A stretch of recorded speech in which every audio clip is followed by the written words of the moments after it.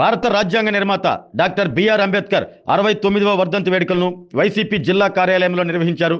SCCL ఆధ్వర్యంలో జరిగిన ఈ వేడుకల్లో పలువురు వైసీపీ శ్రేణులు పాల్గొని అంబేద్కర్ చిత్రపటానికి పూలమాలలు వేసి నివాళులర్పించారు. దేశానికి దశను చూపిన వ్యక్తి అంబేద్కర్ అంటూ కొనియాడారు. రాష్ట్రంలో అంబేద్కర్ రాజ్యాంగం కాకుండా రెడ్ బుక్ రాజ్యాంగం కొనసాగుతోందని ఆరోపించారు.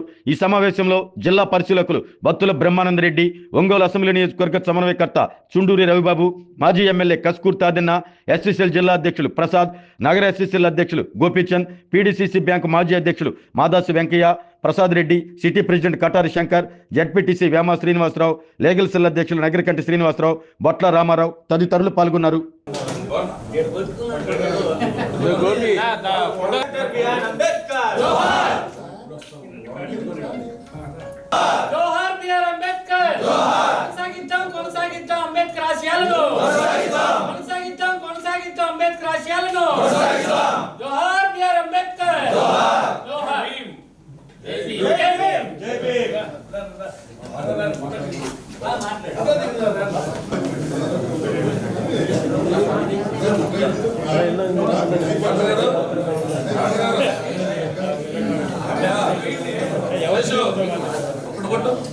यार माకేం కనపట్లా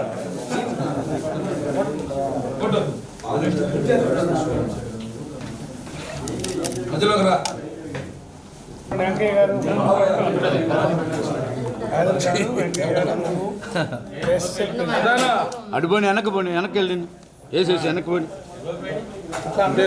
కనపడతారు.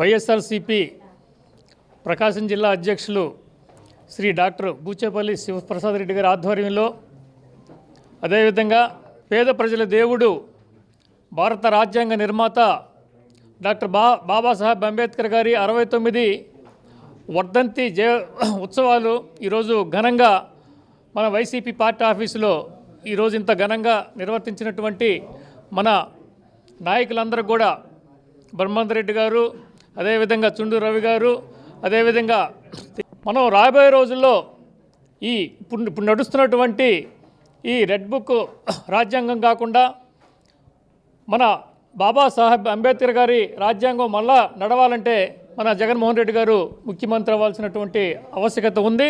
దాన్ని దృష్టిలో పెట్టుకొని మనమంతా కూడా మనం ఆ విధంగా అడుగులు వేయాలని చెప్పి ఈ ప్రోగ్రాంకి నన్ను నాకు అవకాశం కల్పించినందుకు మీ అందరూ కూడా కృతజ్ఞతలు.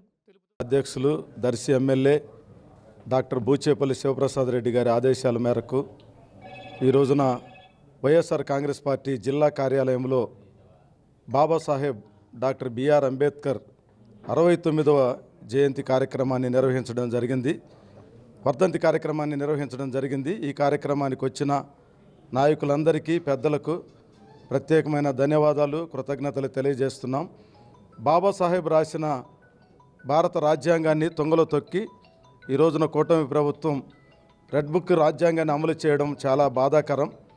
పెద్దలు చెప్పినట్లుగా ఈ రోజున భారత రాజ్యాంగం అమలు అవ్వాలంటే రాజ్యాంగంలో పొందుపరిచిన చట్టాలు, హక్కులు, సంక్షేమ పథకాలు పేద ప్రజలకు, ప్రత్యేకించి ఎస్సీ, ఎస్టీ, బీసీ మైనార్టీలకు అందాలంటే జగనన్న ప్రభుత్వం అధికారంలోకి రావాలి.